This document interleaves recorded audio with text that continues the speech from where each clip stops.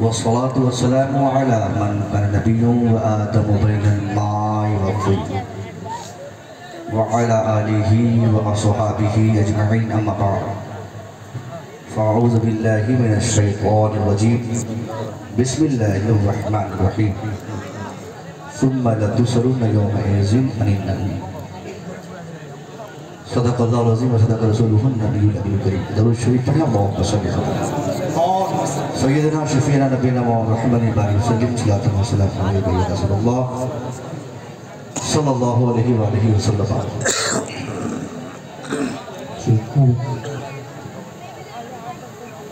पहली मर्तबा अहले सुन्नत वल जमात का कदीम मरकज़ी इलाका मैदान शरीफ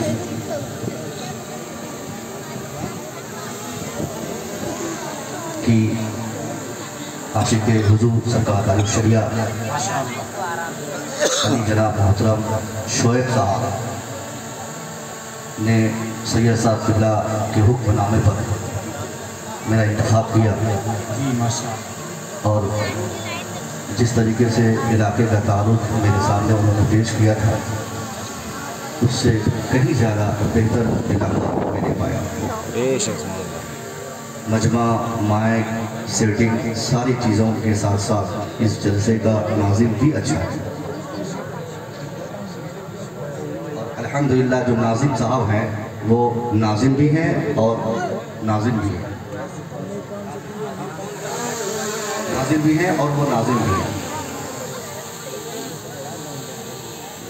इस इलाके में यकीनन बहुत सारे लोगों ने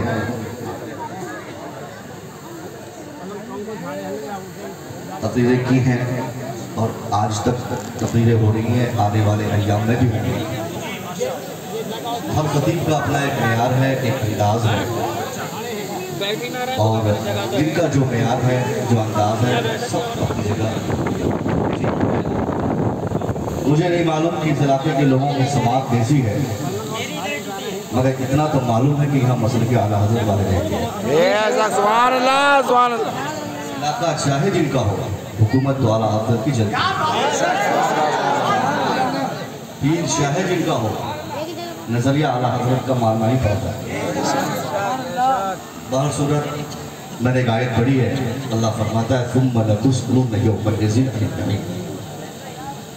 आपसे गुजारिश है कि मेरी तकरीर का एक एक जुमला बिल्कुल संजीदगी से एक सुई के साथ आप समाप्त करेंगे। थोड़ी देर के लिए भी अगर आपने अपने सूरत जवाब को मुंतशिर किया तो मेरी तकरीर के जो मतालिब आपके ज़हन पर होने चाहिए वो नहीं हो पाएगा। आखिर तक तकरीर का आखिरी जुमला जब तक मैं न कह दूँ तब तक आप बिल्कुल तवज्जो बरकरार रखें। कुरान फरमाता है तुम लतुसअलुन्ना यौमइज़िन अनिन नईम, फिर तुमसे कल मैदान महशर में अल्लाह एक एक नियामत के बारे में सवाल करेगा।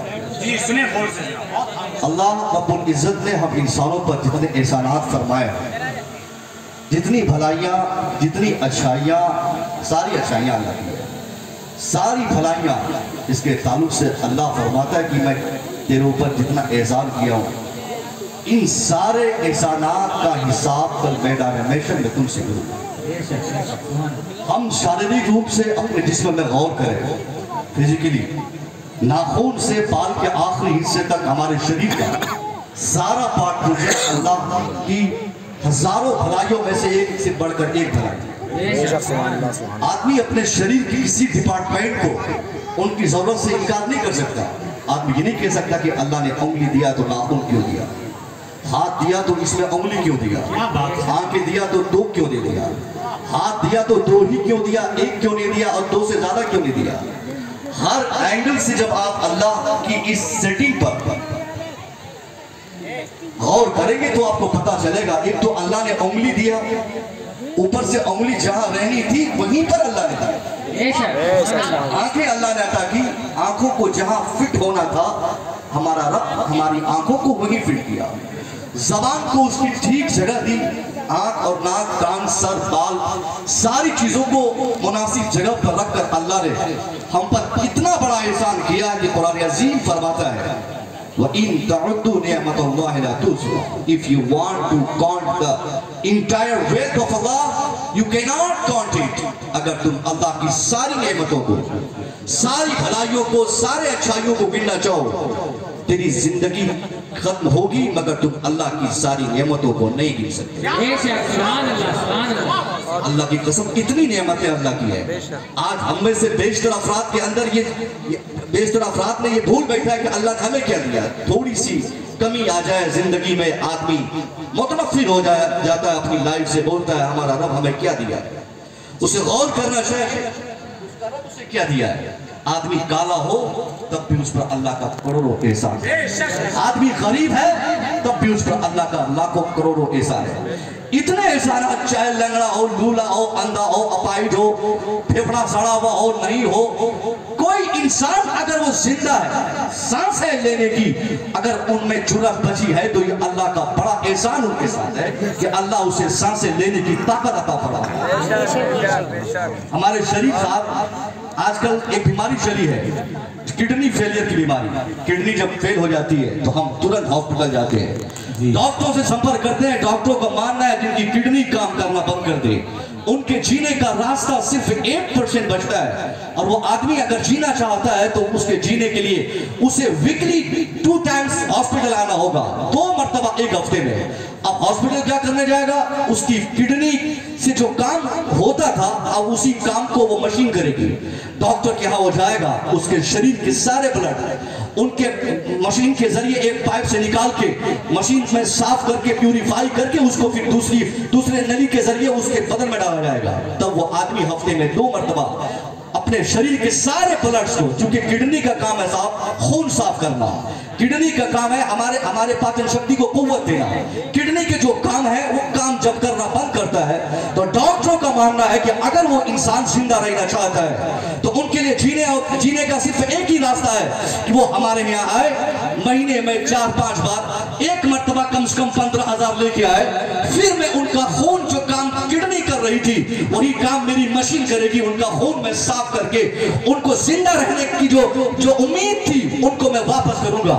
ये है साहब किडनी का काम और किडनी फेलियर होने के नतीजे। जिसकी किडनी फेल होती है डॉक्टर के यहाँ जाएगा, हफ्ते में 2 मरतबा, महीने में 4 मरतबा, साल बाद में ना जाने कितने मरतबा। अब इसी पीरियड में अगर वो आदमी 2-4 साल जिंदा रह जाए, उसे जमीन बेचनी पड़ती है, उसे मकान बेचना पड़ता है, उसे अपनी पूरी प्रॉपर्टी बेचनी पड़ती है, उसे जेवरात बंधक रखने पड़ते हैं। वो आदमी रोड पर आ जाता है सिर्फ इसलिए कि उसको महीने में 4-5 बार डॉक्टरों के यहाँ जाने होते हैं, डॉक्टर को महंगी फीस देनी पड़ती है, तब वो अपने शरीर के सारे ब्लड्स को मशीन और डॉक्टर की निगरानी में साफ करवा के वो आदमी जीने का रास्ता अपने लिए खोज पाता है। बिना शक व शुबहा हमारे जिस्म की किडनी जब खराब हो जाती है हमें डॉक्टरों के यहाँ हफ्ते में 2 बार संपर्क जाना पड़ता है और डॉक्टरों से ताल्लुकात करने पड़ते हैं। डॉक्टरों को महंगी कीमत देकर हमें अपने खून को साफ करवानी पड़ती है। और वो डॉक्टर क्या करता है, ऐसा नहीं कि अभी गए, पर्ची कटाए, पैसा दिए और डॉक्टर छू मंतर करके हमारे बदन के सारे खून को साफ कर दिया। नहीं, 6 से 8 घंटे एक इंसान के शरीर में जितने ब्लड्स होते हैं उन सारे ब्लड्स को प्यूरिफाई करने में 6 से 10 डॉक्टरों की निगरानी में एक मुकम्मल टीम होती है, उस टीम की निगरानी में साहब वो मशीन 8 घंटे की मशक्कत के बाद हमारे शरीर के सारे खून को निकालती है। वही मशीन साफ करती है, वही मशीन बूस्ट करके हमारे शरीर में सारे ब्लड्स को साफ करके डालती है। यानी 8 घंटा मशीन काम करेगी, 8 लोग उसके पीछे दिमाग लगाएंगे तब जाकर हमारे शरीर का एक मर्तबा खून साफ होगा। मैं आपसे इंसाफ से पूछना चाहूंगा, बहुत इनकार करते हैं कि अल्लाह का क्या एहसान है, बड़ा नाज है हमको अपनी दौलत पर, और दौलत कम हो जाए तो अल्लाह हमारे ऊपर करम नहीं फरमाता। ये हमारी फिक्र बन गई और ऐसा हम बोलते रहते हैं। हमें सोचना चाहिए और समझना चाहिए, जब हमारी किडनी खराब होती है डॉक्टरों से संपर्क करते हैं, उसके लिए महंगी कीमत चुकाना, डॉक्टरों की मेहनत लगती, मशीन काम करती, 8 से 10 घंटा मशीन उसको ऊपर रन करती। मैं पूछना चाहूंगा, एक किडनी खराब हो जाए 12 12 घंटे मशीन काम करती है, अल्लाह उसी काम के लिए एक मशीन नहीं, किडनी की सूरत में हमारे शरीर में डबल मशीन अता फरमाया है। डॉक्टरों की मशीन, दुनिया की कोई मसनूई और आर्टिफिशियल मशीन ऐसी नहीं बनी जो अल्लाह की बनाई किडनी जैसी मशीन से ज्यादा ताकतवर हो। ये दुनिया की मशीन, ये डॉक्टरों की मशीन, ये आर्टिफिशियल मशीन, ये मसनूई मशीन है जिनको 12 घंटे लगते हैं एक मरतबा खून साफ करने में, मगर अल्लाह कितनी बड़ी मेहरबानी हमारे ऊपर फरमाया। अल्लाह का कितना बड़ा एहसान कि जो काम दुनिया के कोई डॉक्टर 12 घंटे में नहीं कर सकते, उसी काम के लिए अल्लाह हर काले को, हर गोरे को, हर अपाहिज को, हर जिंदा इंसान को, महिलों में सोने वाला हो, झोपड़पट्टी में रहने वाला हो, किसानी करने वाला हो, बाइक में उड़ने वाला हो, जहाज में चलने वाला हो, दुनिया में अगर वो जिंदा है तो उस इंसान को जिंदा रखने में अल्लाह ने उसके सीनों के अंदर एक तो नहीं, दो एक नहीं बल्कि डबल किडनी अता फरमाई है। और वो किडनी इतनी ताकतवर कि दुनिया की किडनी हमारे शरीर के खून को 12 घंटे में एक बार साफ करेगी, मगर अल्लाह की किडनी और ये मशीन 24 घंटे में 32 मरतबा हमारे खून को साफ करेगी। हमारे रब का एहसान है। जश्न ईद मिलादुन नबी मसलके आला हजरत सरजमीने सोही वजीरगंज जिंदाबाद जिंदाबाद। आसमान में आ रही है, कितना बड़ा एहसान है। एहसान से कमतरी जो लोगों में फैलती जा रही है। माशाअल्लाह क्या दिया हमारे रब ने, क्या नहीं दिया हमारे रब। अगर हमारा रब हमें जिंदा रखा है ना, ये हमारे रब का करम है कि हमें जिंदा रखा। एक एक सांस जो हम लेते हैं ना, ये अल्लाह की बड़ी नेमत है। पढ़े लिखे लोगों से पूछेंगे तो आपको बताएंगे कि अल्लाह एक एक सांस पर डबल रहमत अपने बंदों में से हर एक को अता फरमाता है। जब सांसें हम लेते हैं तो गोया अल्लाह हमारे लिए ऑक्सीजन प्रोवाइड फरमाता है, और जब हम सांसें छोड़ते हैं तो हम कार्बन डाइऑक्साइड की सूरत में सांसें छोड़ते हैं। तो अल्लाह उस पल में जब हम सांसें लेते हैं तो हमारे लिए ऑक्सीजन दिया हमें, और उसी वक्त अगर अल्लाह चाहे तो हमारे लिए हमारे कार्बन डाइऑक्साइड के रास्ते को बंद कर तो मौत यकीनी है। एक बार सांस बाहर फेंके फिर वापस हमारे लिए ऑक्सीजन का रास्ता अल्लाह बंद कर दे तो मौत यकीनी है। मैंने अभी लॉकडाउन के बाद कई जलसों में एक तकरीर की थी, और वो क्या बोलते हैं, इटली के एक शहर के हवाले से एक बुजुर्ग ने क्या किया साहब, 93 साल की उम्र थी। मैंने खुद पढ़ा उसका तराशा, मोबाइल में उस खबर का तराशा मैंने कई महीनों तक रखा, और जब जब पढ़ता मेरी आंखें बहने लगती, मैं रोने लगता कि क्या मैसेज दिया उस बेचारे ने। 93 साल का एक बुजुर्ग, सुनिए गौर से, 93 साल का एक बूढ़ा है, 93 साल उसकी उम्र हो चली है, और उस पीरियड में उस वक्त तक तो बीमार नहीं पड़ा, मगर जब 93 साल का हुआ उसकी हालत नाजुक हुई, सांस लेने में दुश्वारी होने लगी। उनके 5 बेटों ने उनको डॉक्टरों के हालत में रखा और डॉक्टरों से मशवरा लिया। डॉक्टर ने जांच पड़ताल के बाद कहा कि साहब तेरे वालिद साहब की तबीयत बहुत बिगड़ गई है, इनको सांस लेने में, ब्रीथिंग में इनकी प्रॉब्लम है, सांस लेने में दिक्कत है। अब अगर तुम चाहते हो कि तेरे वालिद साहब की ये प्रॉब्लम दूर हो जाए तो तुमको कम से कम अपने बाप को मेरे हॉस्पिटल में 5 दिन तक रखने पड़ेंगे। वेंटिलेटर मशीन के जरिए आर्टिफिशियल ऑक्सीजन, जिसे हम क्या कहते हैं साहब, ऑक्सीजन सिलेंडर में जो भर के जो मार्केट में देखते हैं बिकते हुए, जिसको लॉकडाउन पीरियड में जितनी मौत पूरी दुनिया में कोरोना से नहीं हुई साहब, उतनी मौत तो ये ऑक्सीजन की कमी की बुनियाद पर हुई थी। वही ऑक्सीजन के जरिए डॉक्टर ने कहा कि तेरे बाप के फेफड़े में मैं बूस्ट करके सांसें पहुंचाऊंगा, उसके बाद दवाइयां दूंगा, फिर 5 दिन के बाद तेरे वालिद साहब की दिक्कत खत्म होगी। 93 साल की उम्र में उस शख्स को जब डॉक्टर क्या रखा गया, डॉक्टर वेंटिलेटर पे लिटाया, 5 दिन हो गए। 5 दिन के बाद जब प्रॉब्लम खत्म हो गई, तबीयत में सुधार आने लगी, फिर डॉक्टरों के मशवरे के बाद उसे डिस्चार्ज किया गया। डिस्चार्ज लेकर उनके हाथ में दिया गया। दूसरे हाथ में एक साहब आया, उनको पर्ची पकड़ा दिया कि साहब आपको 5 दिन के $5 लाख आपको पे करने होंगे। $5 लाख 5 दिन का चार्ज। जैसे वो 93 साल का बुजुर्ग अपने हाथ में पर्ची पढ़ता है, बिलिंग देखता है, उसकी आंखें भर आई। धीरे धीरे उसमें शिद्दत आने लगी, रोने में इजाफा हुआ, चीख निकल गई, और मामला ये बन पड़ा कि उनकी चीख को, पुकार, रोने को बंद करने के लिए वहां सारे डॉक्टर्स उनके पास आ गए, सारे मेडिकल स्टाफ आ गए, सब लोग लोग हाथ जोड़ कर खड़े हो गए।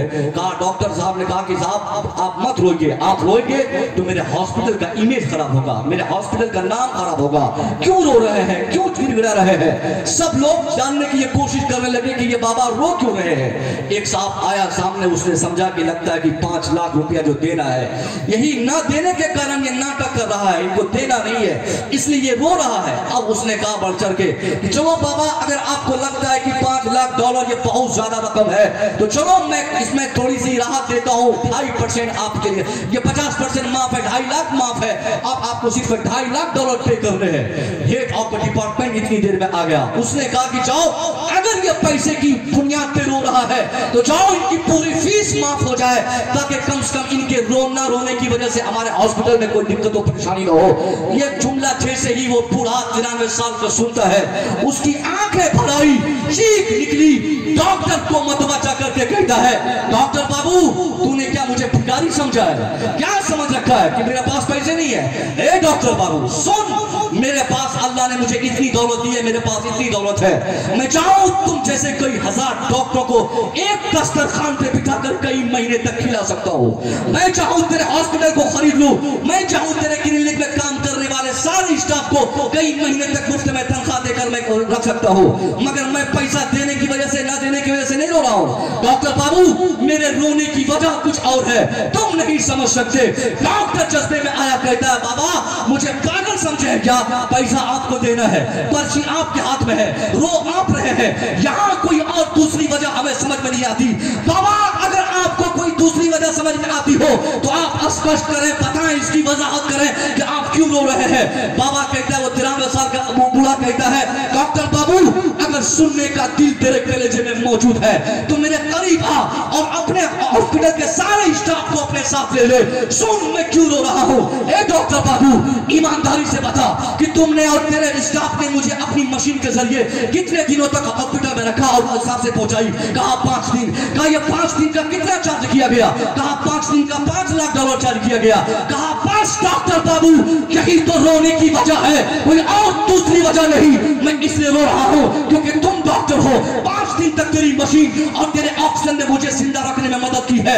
मैं चाहूं 5 लाख नहीं $50 लाख देकर मैं यहां से आजाद हो जाऊंगा, मगर डॉक्टर बाबू मैं रो इसलिए रहा हूं कि अब मैं कल मैदान महशर में सांसों की इस कीमत को मैं महसूस करके उसके मतलब से मैं मैदान महशर का वो मंजर याद कर लूं, क्योंकि जब तुम डॉक्टरों को 5 दिन के बदले $5 लाख दूंगा तो मैं कितना मखरूस हूं उस रब्बे कायनात का जिसने मां के शिकम से सांसें पहुंचाई। मैं बचपन में था सांसें पहुंचाया, मैं बूढ़ा था सांसें पहुंचाया, मैं जवान था सांसें पहुंचाया, सोता रहा सांसें पहुंचाया।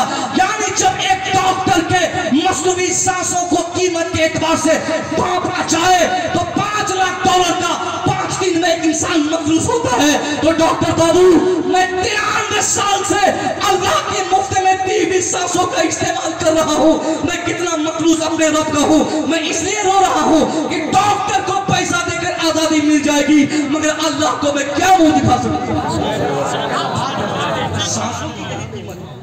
अगर सांस इतनी ताकत और पावरफुल चीज है तो कल मैदान महशर में मैं अपनी 93 साल सांसों का हिसाब कैसे दे पाऊंगा।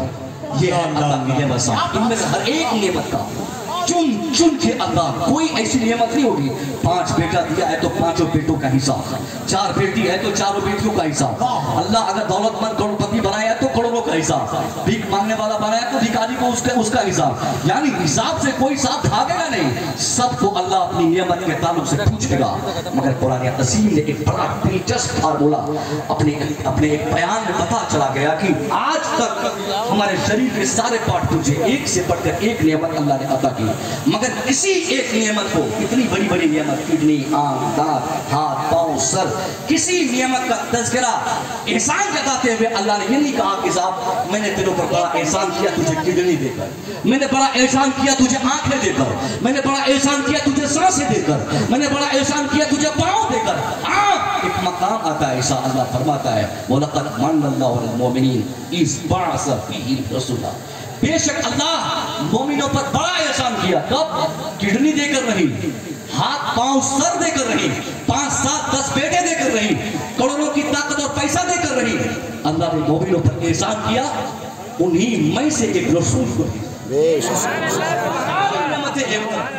उसके पाक की सूरत में अल्लाह ने हम मुसलमानों पर खास तौर पर और पूरी दुनिया पर आम तौर पर अल्लाह ने जो एहसान फरमाया है, ये चैलेंज है मेरा पूरी ह्यूमैनिटी में, पूरी इंसानियत में। किसी शख्सियत को आप नहीं ऐसी शख्सियत पाएंगे जिन्होंने इंसानियत को बचाने का इतना बड़ा काम किया हो जितने बड़े काम मेरे मुस्तफा कर, मानवता को बचाने का इतना बड़ा पैगाम दुनिया को दिया हो जितना बड़ा पैगाम मेरे मुस्तफा ने दुनिया को दिया। आज 2 हफ्ते हो गए साहब हमारे पार्लियामेंट के दोनों हिस्सों से औरतों के आरक्षण की बातें हो रही है, और एक नहीं हो रही है।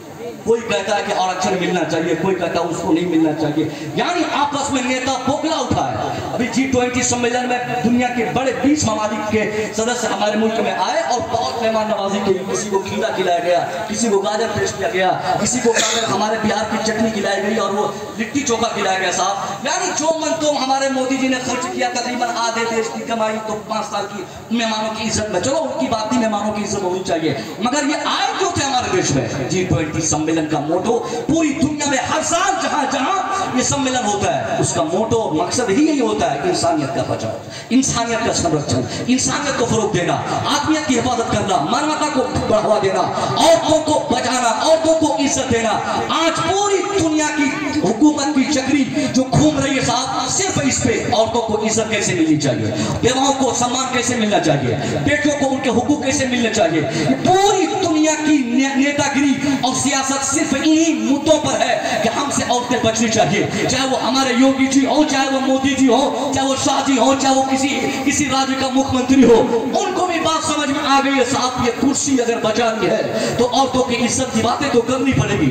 अगर हमें हुकूमत चाहिए तो बेटियों को बचाने का फार्मूला तो देना पड़ेगा। मैं पूछना चाहता हूँ साहब, ये नेता जिनके घर में कोई बेटी नहीं, जिनके पास कहीं कोई बीवी नहीं, जिनके पास कहीं कोई बहन नहीं, आप अगर नहीं अगर आपको मालूम नहीं तो आप जाके देख लिए उनकी हिस्ट्री पढ़िए। बहुत सारे ऐसे नेता है जो तो शादी भी नहीं किया, और जब शादी करेगा नहीं साहब तो कहाँ गई बेटी, कहाँ गई, कहाँ गई, कहाँ गया समाज, और कुछ नहीं, उसको क्या मोहब्बत होगी? औलाद की कोई मोहब्बत नहीं, किसी को बहन नहीं, किसी को बेटी नहीं, और किसी को बीवी पहले थी तो अभी है नहीं। यानी ये हालात इनके हैं, मगर आज इनका भी मामला क्या साहब, बड़े बड़े बोल बोले जाते हैं, बेटियां पढ़ाओ बेटियां बचाओ, बेटियां पढ़ाओ बेटियां बचाओ। अभी 2 हफ्ते से कह रहा कि नहीं मैं औरतों को आरक्षित करेंगे, औरतों को सम्मानित करने का अलग कानून लाएंगे। हाँ ये अच्छा है, समाज बचाने का ये बेहतर तरीका है, मगर ईमानदारी से इन नेताओं से पूछा जाए, नेताजी ये फिक्र आपने कहां से ली?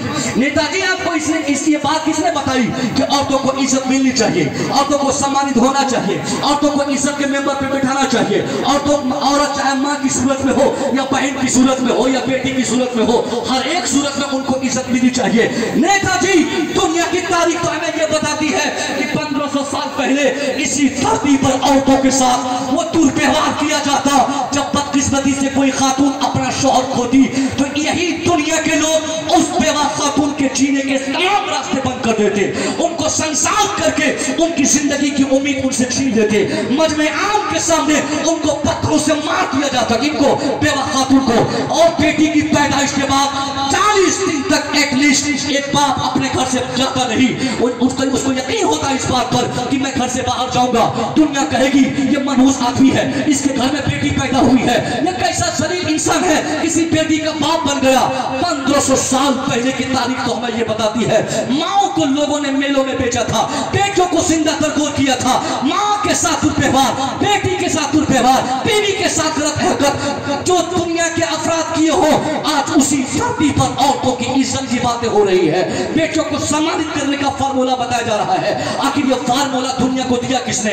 जब इसकी तफ्तीश में, इसकी खोज में, इसके रिसर्च में, इसके मेडिटेशन में, इसके चिंतन और मंथन में, इसकी तहकीक में हम दौड़ते हैं, दिमाग लगाते हैं कि आखिर ये फार्मूला दुनिया को दिया किसने? तो हमारे जहन में इस वक्त दुनिया का सबसे बड़ा पावरफुल मुल्क अमेरिका नजर आता है। अमेरिका की तारीख पढ़ते हैं, अमेरिका के नेताओं से पूछते हैं, डोनाल्ड ट्रंप से पूछते हैं, जॉर्ज डब्ल्यू बुश से पूछते हैं, मुबारक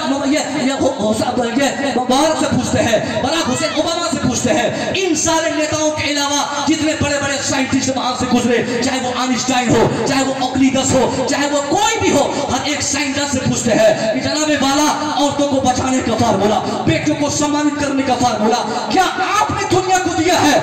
अमेरिका की धरती से जवाब आता है, ए दुनिया वालों, मैं इस वक्त दुनिया का पावरफुल मुल्क जरूर हूं, मगर ये मेरी सारी तरक्कियां ये 500 साल के अंदर की तरक्की है। और ये 500 साल के अंदर यहाँ पे सारी यूनिवर्सिटियां बनी, बड़े बड़े साइंटिस्ट पैदा हुए, बड़ी तरक्कियां देखने को मिली है। ये सब 500 साल के अंदर है। 500 साल पहले हमारे देश को दरियाफ्त ही नहीं किया गया था। 1492 में कोलंबस नामी शख्स ने अमेरिका का खोज किया। उसके बाद दुनिया के सामने अमेरिका का तारुफ किया कि अमेरिका एक मुल्क है। अमेरिका से आवाज आएगी, औरतों को बचाने का फार्मूला हमने नहीं दिया है, बेटियों को सम्मानित करने का फार्मूला हमने नहीं दिया है। फिर हमारा दिमाग जाएगा जापान पे, दिमाग जाएगा चाइना पे। हम पूछेंगे चाइना और जापान, आपके माल को भी पूरे हिंदुस्तान नहीं पूरी दुनिया में छा चुका है। हमारी मस्जिदों में तस्बीहां made in China made in Japan, लोटा made in China made in Japan, मसल्ला made in China made in Japan, wall watch वो भी made in China made in Japan. साहब कोई ऐसी चीज नहीं, मोबाइल, घड़ी, टॉर्च, टोपी, कपड़े, सारी चीजें made in China made in Japan. तो चाइना वालों से, जापानी से सवाल होगा कि क्या इस इजादात के अलावा बेटियों को बचाने का भी फार्मूला आपने दुनिया को दिया है? जापान से आवाज आएगी, नहीं नहीं, मेरी भी तरक्की साहब 150 साल के अंदर की है, मुझे तो बर्बाद कर दिया गया था। ये वर्ल्ड वॉर में अमेरिका की जानिब से बर्बादी हो गई थी। 150 साल के भीतर मैंने सारी तरक्कियां की। फिर बात आएगी अपने मुल्क में, हम अपने मुल्क के नेताओं से पूछेंगे, जवाब मिलेगा साहब हमारा मुल्क भी आज से 75 साल पहले अंग्रेजों की गुलामी में था। ये हिंदुस्तान में जितनी तरक्कियां हम आज देख रहे हैं, ये सारी तरक्कियां, सारे टेक्नोलॉजी, सारी बहारें, इसमें से 99% आजादी के बाद फरोग को मिले और तरक्की पजीर हुई है।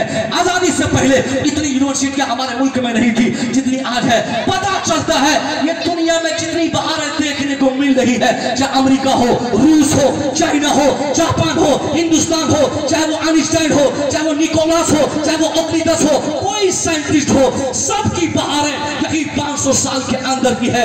मगर औरतों को बचाने की बात है 500 साल पहले भी की जा रही थी, बेटियों को सम्मानित करने की आवाज 500 साल पहले भी लगी थी। मैं पूछना चाहूंगा, नारे तकबीर, नारे रिसालत, या रसूलुल्लाह की आला हजरत जिंदाबाद, जिंदाबाद, नारे तकबीर, उलमाए अहले सुन्नत जिंदाबाद, मशाइख अहले सुन्नत, माशाअल्लाह हजरत अल्लामा सैयद नुसरत मियां साहिब क़िबला, नारे तकबीर, अल्लाह।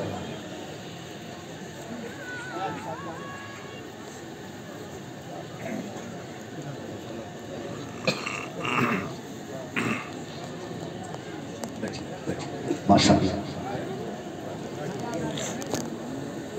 दो आले रसूल की आमद हो चुकी है और मेरे कामों में नहीं है। बहरहाल आले रसूल दोनों के साथ इज्जत, उनका एहतराम, आला हजरत का मेन डिपार्टमेंट है। एक अलग से डिपार्टमेंट आला हजरत ने तय किया, मोहब्बत अहले बैत का, इज्जत और एहतराम का।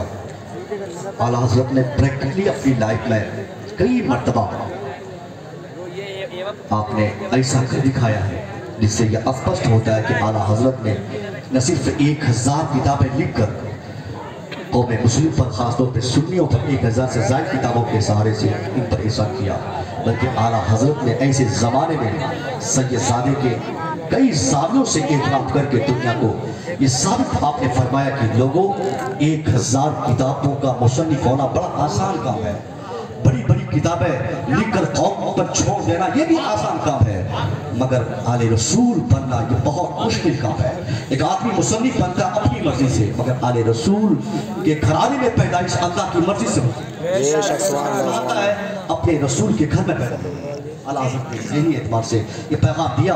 आले रसूल तशरीफ फरमा है। आप अब बिल्कुल हमारी गुफ्तगू में एक नई सेहत से मैं तकरीर करने की कोशिश करूंगा ताकि एक नया रंग और एक नई चाशनी के साथ आप आगे बढ़े।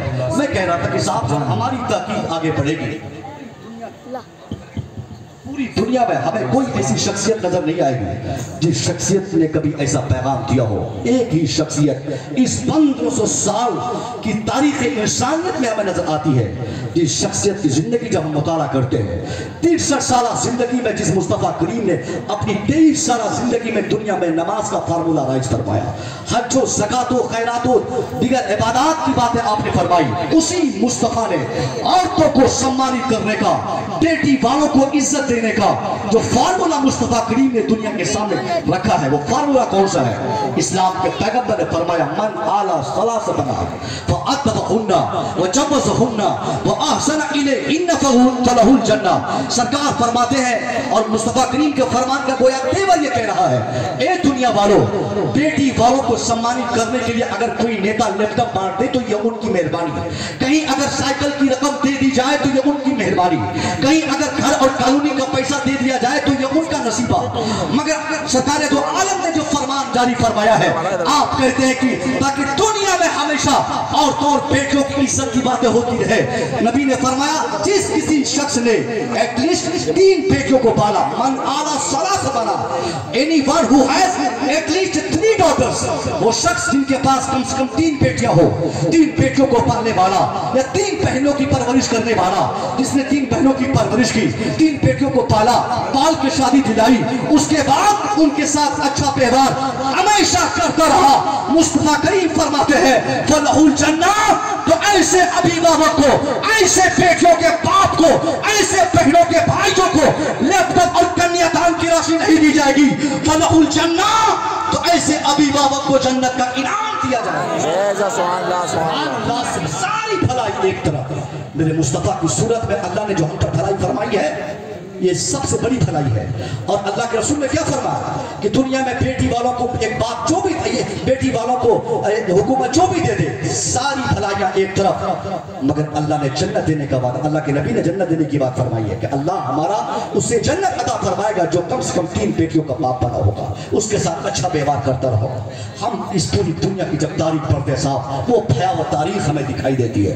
ये सरकार के उसवा के ताल्लुक से इस महफिल का इनेकाद किया गया है, हमारे लिए कंपल्सरी और जरूरी है कि मुस्तफा करीम के कैरेक्टर को आपके सामने लाए, इस्लाम के पैगंबर की जिंदगी को हम मुताला करें। 63 साल जिंदगी में 40 साल गौर कीजिएगा, बहुत आपको लोगों ने आतंकवाद कह दिया, बहुत लोगों ने आपको खुराफात कहा, बहुत लोगों ने आपको परेशान किया, बड़े बड़े जुमले कहे गए, इसलिए कि आप और हम जाहिल हैं, हम लोगों को बता नहीं पाए कि मेरे मुस्तफा ने जिंदगी में कौन सा इनकलाब रोना फरमाया, मेरे नबी से दुनिया को कितना बड़ा काम हुआ, ये हम नहीं बता पाए। हमने तो जुलूस के दिन जब हमको नबी के कैरेक्टर पे अमल करके और सही मानों में मुस्तफा की गुलामी का अपने किरदार से सबूत दुनिया को देना चाहिए था, उस दिन की भी हमने बेहुरमती की, डीजे पटाखे डांस और ये गाने के तर्ज पे नाच गाओ करके नाच बजा के हमने गलत तरीके से अपने नबी के किरदार को दुनिया के सामने पेश किया। हम क्या दुनिया को मुस्तफा की सीरत बता पाएंगे साहब? हमारे अंदर वो जुर्रत कहां से रही? हम तो बदतमीजी की आंधी में इस कदर फंस चुके हैं कि हमको हमें ये एहसास रही कि जिस मुस्तफा करीम की सूरत में अल्लाह ने एहसान फरमाते हुए मोमिनों की तफसीर फरमाई कि मोमिनों, मैंने तुम पर एहसान किया, आम लोगों पर बाद में, मुसलमानों पर पहले एहसान किया, मगर हमें फुर्सत नहीं कि उस नबी के किरदार पर अमल किया जाए। हमारे नबी ने दुनिया को दिया क्या है? 63 साल जिंदगी में, 63 साल में 23 साल आप निकाल दें, जिसमें नमाज की बातें, रोजे की बातें, आपने हज की बातें फरमाई, आपने नमाज का ऐलान किया, हज का ऐलान किया, रोजे का ऐलान किया और दिगर बातें हुई, मगर 23 साल से पहले 40 साल जिंदगी में बगैर इंफॉर्मेशन के, बगैर किसी इत्तला के, बगैर किसी इंफॉर्मेशन और इत्तला के मेरे मुस्तफा जिस समाज में आप रहे, 40 साल के पीरियड से आप कम नहीं होते हैं। 23 साल नबी होने की हैसियत से नबी बनकर, नबी तो आप पैदाइशी नबी थे, ऐसा नहीं कि आपको नबूवत का इल्म 40 साल के बाद हुआ, मगर नबूवत का ऐलान आपने 40 साल के बाद फरमाया।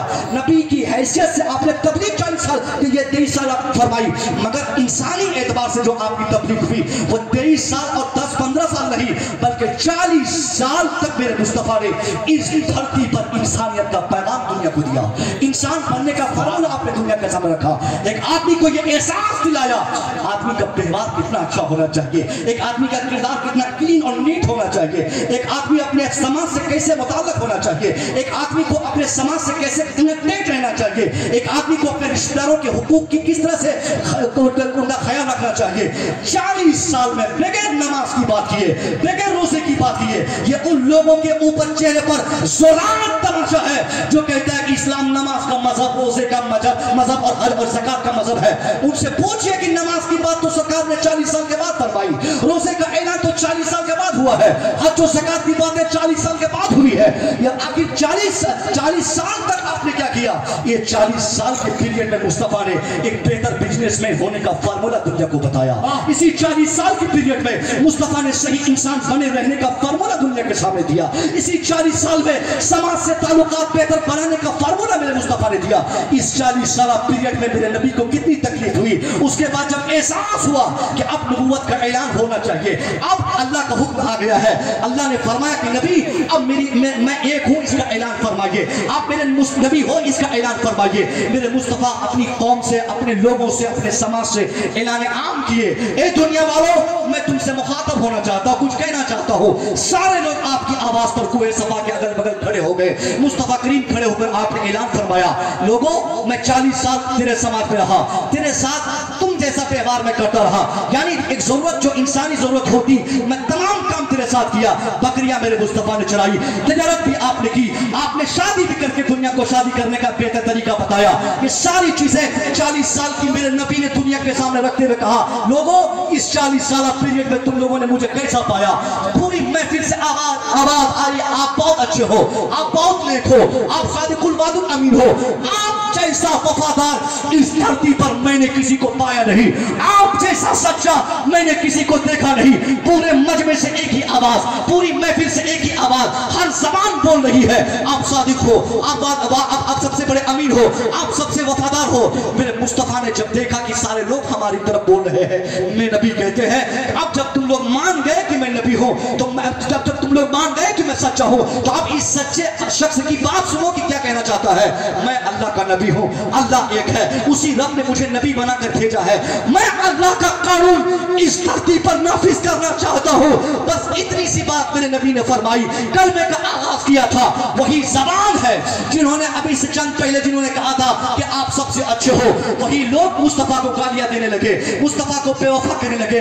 नौज बिल्लाह, उसी अंजुमन से किसी ने आपको पागल कहा, किसी ने आपको दीवाना कहा, किसी ने आपको सज्जन कहा, मगर मेरे मुस्तफा ये सारी तकलीफ साकर वहां से चले गए। किसी ने जबान काटने की बातें की, किसी ने गर्दनें उड़ाने की बातें की, किसी ने धमकी दी शहर बदल करने की। मेरे मुस्तफा वापस गए, बहुत ज्यादा आप गैर संजीदा माहौल में गुजारने लगे। फिर अल्लाह की तरफ से हुक्म हुआ, मेरे नबी आप अपने रिश्तेदारों को बोलिए, पहले रिश्तेदारों से कहिए, उन लोगों से अपने मेरे एक होने का ऐलान कीजिए और कलमा उन तक पहुंचाइए। जब रिश्तेदारों की बात आई, नबी का ऐलान हुआ, अपने रिश्तेदारों से, अपने रिलेटिव से, अपने खानदान वालों से आपने ऐलान किया कि आज इशा या तुम लोग मेरे साथ खाओगे।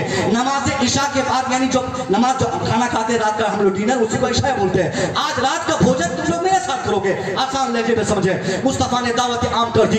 उधर क्या था, हजरत मौला अली मौजूद थे। मौला अली देख रहे कि मुस्तफा करीम बहुत ज्यादा घबराए हुए हैं। मुस्तफा करीम के चेहरे पर जो पेशानियों पर जो घबराहट के आसार थे, उसको मौला अली बचपने में पढ़ लिए। आपने पढ़ते हुए कहा, सरकार क्या सोच रहे हैं, सरकार क्या सोच रहे हैं, सरकार क्या सोच रहे हैं। मुस्तफा फरमाते हैं, ए अली एक जरूरत पेश आई है, मैंने कुछ लोगों की दावत की है। आज इशा के टाइम पर वो लोग तेरे घर पे खाएंगे, तकरीबन 40 लोग, तुम खिला सकते हो क्या? मौला अली ने सबसे पहले लब्बैक कहते हुए अपने दोनों हाथों को उठा के कहा, सरकार बोलिए क्या खिलाना है। मुस्तफा करीम के बात पर लब्बैक कहते हुए हजरत अली ने 40 अफराद के खाने का इंतजाम किया।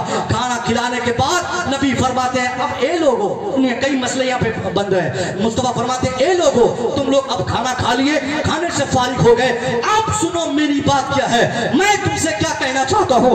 यहीं से एक मसला समझ में आया। आज भी हम कोई दीनी बात बताना चाहते हैं, अपने उलमा को बुलाकर तकरीर करवाते हैं, तो पहले हम खाने का इंतजाम करवाते हैं, पहले हम खाने का इंतजाम करते हैं ताकि मुफ्त में दीनी बातें न हो। जिन तक दीनी बातें पहुंचाई जाए उनको पहले खाना खिलाया जाए, क्योंकि उनको खाना खिलाना ये अली की सुन्नत और खिलवाना मुस्तफा करीम की सुन्नत है। उसके बाद जब खाने से फारिग हो गए, सब लोग एक लाइन खड़े हैं। सब लोगों ने कहा कि हाँ बताइए क्या कह रहे हैं, क्या कहना चाहते हैं। हुजूर फरमाते हैं, लोगों मेरा एक मिशन है, मैं एक अल्लाह के नाम का प्रचार करने आया हूँ। कलमे का आगाज हो चुका है, उसी कलमे की तबलीग करने आया हूँ। अल्लाह के कानून को धरती पर नाफिज करना चाहता हूँ। तुम में से कौन है जो मेरी इस तहरीक में मेरा साथ देगा, मेरे इस मिशन में मेरा काम आएगा, इस तहरीक में मेरा सपोर्ट करेगा? कौन है तुम में का जो मेरा समर्थन करेगा? अल्लाह की कसम, ये औलाद रसूल यहाँ तशरीफ फरमा है। अब सुनिए, उस वक्त हजरत अली की उम्र शरीफ मात्र 13 साल की थी। 13 साल की उम्र शरीफ में सरकार बार बार फरमाते हैं, अल्लाह के नाम के प्रचार के मिशन में, दीन की तबलीग के काम में, इस तारीख में तुम 40 लोगों में कौन है जो मेरा साथ देगा, कौन है जो मेरा सपोर्ट करेगा? वो 40 खाना खाने वालों में से किसी का हाथ ना उठ सका, मगर उस अंजुमन से अगर किसी ने हाथ उठाकर पहली मर्तबा मुस्तफा करीम की तहरीक को आगे बढ़ाने के लिए लब्बैक कहा था, वो कोई और नहीं, वो मौला अली की जात है। नारे तकबीर, नारे रिसालत, नारे हैदरी। मर्तबा नबी का सपोर्ट करने के लिए कोई जब आवाज नहीं लगाया, नबी की आवाज में लब्बैक नहीं कहा। 13 साल की उम्र शरीफ में हजरत मौला अली ने मुस्तफा से फरमाया, सरकार बोलिए करना क्या है, बोलिए चलना कहाँ है, बोलिए तहरीक क्या है, बोलिए काम क्या है, बोलिए मिशन क्या है। नबी फरमाते, रिवायत में है, नबी फरमाते, अली मेरा मुतालबा तुमसे नहीं है, तुम तो मेरे पहले से हो, मेरा मुतालबा इन खाए हुए लोगों से।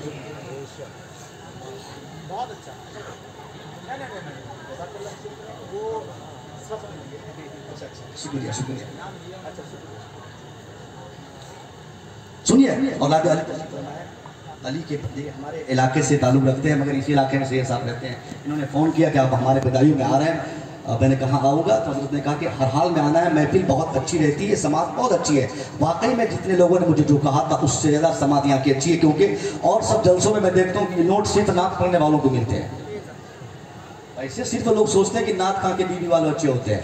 अनाउंसर बगैर शादीशुदा रहता है, हमारे मुख्यमंत्री की तरह और हमारे प्रधानमंत्री की तरह हम खतीब लोग होते हैं, कोई बाल बच्चा नहीं, बस एक झोली है उठाकर चल देता है। साहब ऐसा नहीं है, यहाँ आपने एहसास दिलाया कि साहब अगर नात खा बच्चे होते हैं तो खतीबों और नकीबों को भी पीछे होते हैं। मैं कहना चाह रहा था साहब, अली ने उस वक्त वादा फरमाया, वही वादा था कि आज तक अली के शहजादे इस वादे की वफा पूरी दुनिया में मौला अली का डीएनए जहां जहां पहुंचा है, उनके दस्तरखान की उसत का अंदाजा नहीं लगा। मौला अली का ज़मीन व ख़मीर जहां जहां पहुंचा है, उनकी वफादारी इस्लाम के लिए आप देख सकते हैं, आप उनको महसूस कर सकते हैं। उनसे ज़्यादा वफादारी आज हम नहीं कर सकते। हर महाज पर सरकार मौला अली के बच्चों ने इस्लाम के बका के लिए हमेशा कुर्बानियाँ दी, हमेशा साथ दिया, हमेशा समर्थन किया। ये अली ने जो वादा फरमाया था, उसके बाद मेरी बात तविल न हो जाए, मैं कहना चाह रहा हूँ कि मौला अली के समर्थन की आवाज़ सुनकर मुस्तफा करीम किन हौसलाओं को आपको मिला, आगे बढ़ते गए, इस्लाम धीरे धीरे आगे बढ़ता गया।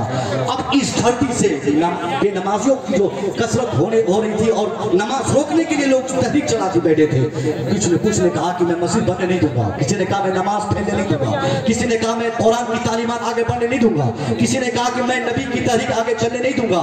मेरे मुस्तफा, उस वक्त मेरे मुस्तफा को बहुत सारे लोगों ने कहा, हुजूर आपको तो अल्लाह ने इस कदर ऑथराइज्ड और बाख्तियार बनाया है कि आप चाहे तो आपके दुश्मनों का खात्मा हमेशा के लिए हो जाए, आप चाहे तो उत्बा शैबा का कलेजा फटकर बाहर आ जाए, क्योंकि बिला शुबा जो नबी अपनी उंगली का एक इशारा फरमाकर चांद को दो टुकड़ा फरमा सकते हो, जो मुस्तफा अपनी उंगली के एक इशारे से सूरज को वापस कर दिए हो, जिस मुस्तफा ने अपनी उंगली के इशारे से दरख्त को अपने करीब बुलाया हो, पत्थरों से कलमा पढ़वाया हो, उस नबी को अल्लाह ने वो अख्तियार अता फरमाया है। वो चाहते तो उतबा शैबा का कलेजा बाहर आया था, आपकी दुश्मनी मोल लेने वालों का हमेशा के लिए खात्मा होता, उनका वजूद धरती से मिट जाता। मेरे मुस्तफा को पेशकश की गई कि आप नमाज में दुआ का बददुआ कीजिए इन लोगों के खात्मे के लिए, जिन लोगों ने आप पर पत्थरों की बारिशें की, जो लोग आपको गालियां देते हैं। नबी बहुत देर तक सबकी बात सुनते रहे, उसके बाद जवाबन आपने सहाबा से फरमाया, ए मेरे सहाबा, तुम लोग बोलते हो कि मैं इनके खात्मे के लिए बद्दुआएं करूं, तुम लोग कहते हो कि मैं इनके वजूद के खात्मे के लिए अल्लाह से मुतालबा करूं। हाँ, मैं चाहूं तो इनकी गर्दनें कट जाए, मैं चाहूं तो इनका वजूद हमेशा के लिए धरती से मिट जाए, मगर मैं ऐसा नहीं कर सकता, क्योंकि मेरी निगाह नबूवत देख रही है। जो लोग मेरे ऊपर पत्थरों की बारिशें कर रहे हैं, आज ये बारिश पत्थरों की करते हैं, मगर यही लोग होंगे या इनके बच्चे होंगे, कल इनके बच्चे मेरे ऊपर दरूदों की बारिशें किया करेंगे। मेरे ऊपर जो आज पत्थरों की बारिशें कर रहे हैं, कल दरूदो सलाम की बारिशें करते नजर आएंगे। आज जो मेरी गर्दनें काटने की बातें कर रहे हैं, कल मेरे नाम पर यही लोग गर्दनें कटाते नजर आएंगे। जिन लोगों ने आज नमाज रोकने की तहरीक छेड़ी है, कल इन्हीं से नमाज आबाद होगी, यही नमाज की तबलीग करेंगे। मुस्तफा करीम की दूरंदेशी ऐसी हमको देखने को आज भी नहीं। अल्लाह की कसम, जो आपने उम्मीद दिखाई थी दुनिया को, अपने सहाबा को, कि मैं 23 साल में मुस्तफा करीम ने वो बदल कर दिखा दिया। जिन लोगों ने नमाज को रोका था, जिन लोगों ने कुरान को रोका था, उनमें ऐसी गैर मामूली चेंजिंग और तब्दीली आई कि वही लोग इतनी नमाजें पढ़े कि नमाज का तज़किरा करते हुए अल्लाह का कलाम कहता है, तराहुम रुक्कान सुजदा यब्तगूना फज़लन मिनल्लाहि व रिज़वाना, यानी हमेशा नमाज पढ़ते रहे, हमेशा इबादत करते रहे। ये पैगंबर इस्लाम के इनकलाबी तहरीक का नतीजा था। उन लोगों का दिलो दिमाग आपने बदल दिया। माओ को बेचने वाले अपनी माओ के कदमों के नीचे अल्लाह की जन्नत पाने लगे। वही बेटों के हुकूक खाने वाले अल्लाह की कसम बेटों के हुकूक की अदायगी करने लगे। अब आप अंदाजा फरमाइए, जिस जमाने में, सुनिए गौर से, जिस जमाने में माँ की कोई इज्जत नहीं हो, जिस जमाने में बेटियों को जिंदा दरदोर किया जाता हो, और जिस जमाने में बहन के हुकूक लिए जाते हो, माँ, बहन, बेटी, ये तीनों का ताल्लुक हमारे खून से है। बहन का रिश्ता हमसे, हमारे डीएनए से है। बेटी का ताल्लुक बाप से, उनके खून से है। बहन का ताल्लुक भाई से, उनके डीएनए और जमीन से है। और यही माँ, बहन, बेटी, ये खूनी रिश्तेदार है। खूनी रिश्तेदारों के साथ जिस जमाने में दुर्व्यवहार होता हो, तो आप अंदाजा फरमाइए कि उस माहौल में बीवी के साथ क्या व्यवहार होता होगा। बीवियों का तो साहब मत पूछिए, क्योंकि बीवियों का ताल्लुक किसी भी शख्स से, उनके डीएनए से नहीं है। बीवी का ताल्लुक हमसे, हमारे एग्रीमेंट से है। जब चाहे आज भी लतिया के भगा देते हैं। और कुछ लोग तो सोचते हैं साहब कि हमारी बीवी हमारे लिए ज़रबा या ज़ेबों की पूरी गर्दान करने के लिए है। जब चाहो डंडा उठाओ, पीठ चौड़ी कर दो, मारते रहो, नमक तेज हो जाए, कपड़ा साफ ना करे, टाइम पे सर ये कोई काम ना करे तो उसको पीटो, भगाओ, मारो, कुछ भी करो। मगर नहीं, मेरे मुस्तफा ने उस जमाने में, जिस जमाने में अपने लोगों से आपने कहा था कि तेरी जन्नत वही बिकी हुई माओ के कदमों के नीचे है, जिस जमाने में आपने एक बाप को उसकी बेटी की अहमियत आपने याद दिलाई थी, उसी माहौल में मेरे मुस्तफा ने 1 2 नहीं 11 बीवियों के साथ अपने ताल्लुकात पैदा फरमा के, बेहतर ताल्लुकात पैदा फरमा के पूरी दुनिया को अपनी बीवी से मोहब्बत करने का पैगाम मेरे मुस्तफा। वाह, इस्लाम मजहब है जिसमें सिर्फ बीवी के कदमों के नीचे जन्नत है, ये नहीं बोलता। अब कुछ लोग सोचते कि जन्नत पूरी बीवी के, माँ के कदमों के नीचे है। जन्नत पूरी माँ के कदमों के नीचे है, मगर इस्लाम ने कहा, उसका कॉन्सेप्ट है, अगर माँ की जन्नत हासिल करने के लिए आदमी अपनी बीवी को नाराज करेगा, सुनिए गौर से, तो अल्लाह की जन्नत उसे कभी नहीं मिल सकती। ये बड़ा टॉपिक है, इस पर गुफ्तगू नहीं होती है। नबी की सीरत बताने वाले बहुत दिल खोल के बोलते हैं। जी, इस्लाम ने अल्लाह की जन्नत माँ के कदमों के नीचे है। इस्लाम का ऐलान है कि तेरी जन्नत तेरे माँ के कदमों के नीचे है। लेकिन हम ये बात नहीं कर पाते कि बीवी के हुकूक इस्लाम ने क्या बताया। जी, यही वजह है कि आज हमारे उलमा के पास हफ्तों में न जाने कितने केसेस आते हैं। 1 महीने हो जाए तो 25-25 केसेस आते हैं, तलाक के ताल्लुक से, खुला के ताल्लुक से, पिटने के ताल्लुक से। आप कचहरी चले जाइए, थाने पे चले जाइए। हमारा समाज इस तरह गिर चुका है साहब कि आज बीवियों की कोई अहमियत हमारे नहीं। और होगी कैसे? ये बूढ़े लोग जो है ना, हमारे बुजुर्ग लोग, सबसे ज्यादा कमी इन्हीं में, जो घर के गार्जियन। हमने देखा है, मुलाजा किया है कि अगर शादी के 1 महीने के बाद किसी की बीवी अगर किसी के साथ दस्तरखान शेयर करे, एक ही प्लेट में खा ले, तो सबसे ज्यादा तकलीफ बुढ़िया को होती है। गया हाथ से बेटवा, गया हाथ से। हमारे बूढ़े, इसमें भी अच्छे लोग हैं, हमारे बूढ़ों में बहुत सारे लोग सोचते हैं कि ये बहू आ गई जब से तब से मेरे बेटे को कब्जा कर लिया। लेकिन नहीं, मेरे नबी ने बीवियों से मोहब्बत का जो पैगाम अपने किरदार से दुनिया को दिया है, आज तक पूरी दुनिया में अपनी बीवी से ऐसी मोहब्बत किसी ने नहीं की है जो मेरे मुस्तफ़ा ने कर दिखाई। सैयदा आयशा पानी पी रही है, हुजूर फरमाते आयशा पानी पी रही हो? आयशा थोड़ा सा पानी मेरे लिए छोड़ देना, मुझे भी प्यास लगी है। सैयदा आयशा आधा पानी पी ली, बचे हुए आधे गिलास पानी को नबी की बारगाह में पेश की। हुजूर उस गिलास को अपने होठों के करीब ले गए, चारों तरफ गिलास देखकर आपने गिलास छोड़ दिया, वापस कर दिया, आप पानी नहीं पिए। फिर चारों तरफ देखने लगे। सैयदा आयशा घबरा गई कि अभी तो पानी मांग रहे थे, प्यास का आपने एहसास फरमाया, पानी मौजूद है, गिलास है, गिलास साफ है, फिर पी क्यों नहीं रहे? लगता है कुछ हो गया क्या, कुछ गिर गया क्या उसमें? सैयदा आयशा कहती हैं हुजूर आपने तो अपनी प्यास का एहसास फरमाया, गिलास में पानी मौजूद है, पानी क्यों नहीं पी रहे? उनको भी करीब ले जाके छोड़ देते हैं। हुजूर का जवाब सुनिए, आपका भी ईमान ताज़ा होगा। हुजूर फरमाते आयशा मैं इसे ही थोड़ी पानी पीऊंगा, अब तुम क्या सोच रही हो कि मैं गिलास में कचरा तलाश कर रहा हूँ? नहीं नहीं आयशा, ईमानदारी से बताओ, तुम वो जगह बताओगी जो मैं पूछूंगा। कहाँ बोलिए? का मैं जला गिलास में कुछ और नहीं बल्कि वो जगह तलाश रहा हूँ जहाँ तेरे होंठ लगे थे। इतनी मोहब्बत बीवी से इस जमाने में कौन करेगा साहब? अरे क्या करेगा बीवी से मोहब्बत? 6 महीना बर्दाश्त नहीं करता, बीवी को छोड़ के पॉलिटिक्स ज्वाइन कर लेते हैं लोग। क्या मगर मेरे नबी ने, वो तो कहिए कि वडोदरा के डीएम साहब की मेहरबानी थी, उसने बार बार पूछा हैव यू गॉटन मैरिड, आपकी शादी हुई? तो साहब सर खुजाने लगे कि पकड़ा गया। और डीएम के साथ में सामने तो आदमी गलत नहीं बोल सकता ना, इंफॉर्मेशन उसमें देना ही पड़ता है। 3-4 बार की इंक्वायरी के बाद इकरार किया कि हाँ 25 साल पहले कहीं मैंने शादी की थी। कहीं तो बोला गया था, तो कहीं नहीं बोलेगा। मगर मेरे मुस्तफ़ा ने बीवियों से मोहब्बत के जो आदाब बताए, और मैं ये कंपैरिजन मेरे नबी का कंपैरिजन इन लोगों से नहीं करता, किसी से नहीं, खुदा की कसम, कभी ज़ेन नहीं है। मेरे मुस्तफ़ा का कंपैरिजन मुकाबला इस धरती में किसी इंसान से हो ही नहीं सकता। वो तो कुछ हमारे उलमा भी कुछ नादानी की है अभी कुछ दिन पहले। एक क्लिप मैंने सुना है खतीब की, उसके बाद लगातार क्लिप आती रही।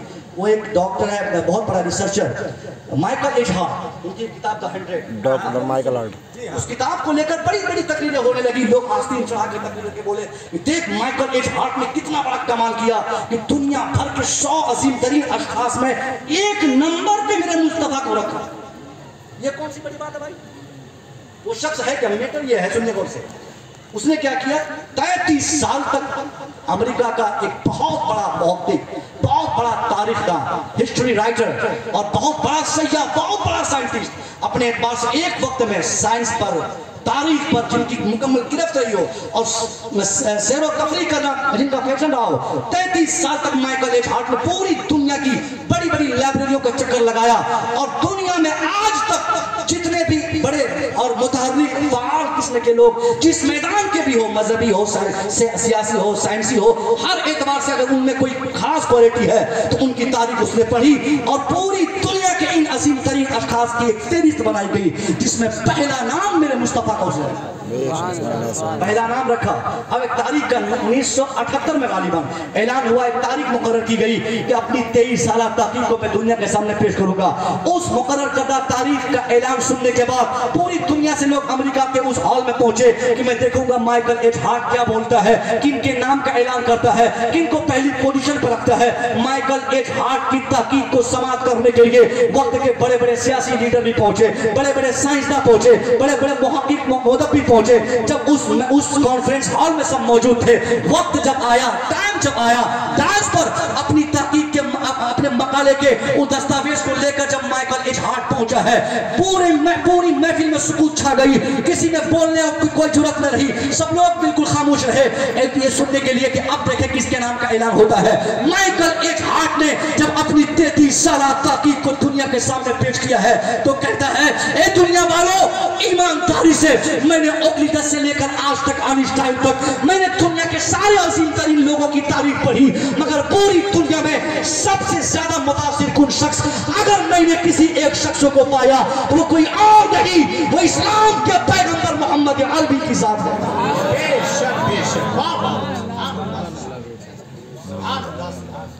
इस्लाम के पैगंबर मोहम्मद अरबी की जात है।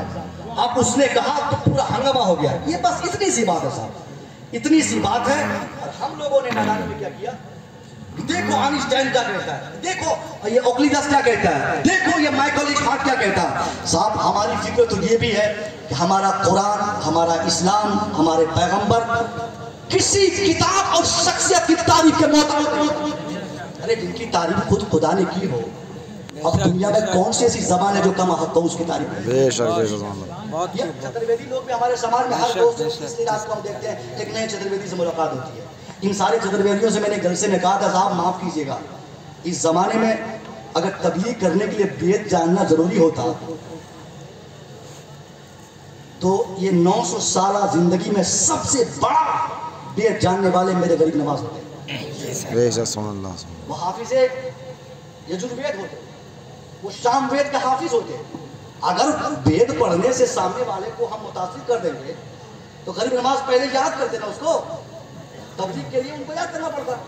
ये सब कुछ नहीं, हमारे कुरान में तबलीग के जो फार्मूले बताए गए हैं उससे बेहतर फार्मूला दुनिया की किसी किताब में नहीं। हमारे मुस्तफा की तारीफ ना तो कोई वेद की किताब का मोहताज, हमारे मुस्तफा की तारीफ और तौसीफ और शख्सियत ना तो किसी साइंटिस्ट की का मोहताज। बिला मुबालगा हमारे उलमा से हमेशा कहते रहेंगे, कहते हैं और कहते रहेंगे कि हम जब भी मुस्तफा की तारीफ करते यही कहते हैं कि हम कभी आपकी तारीफ कंप्लीट नहीं कर सकते।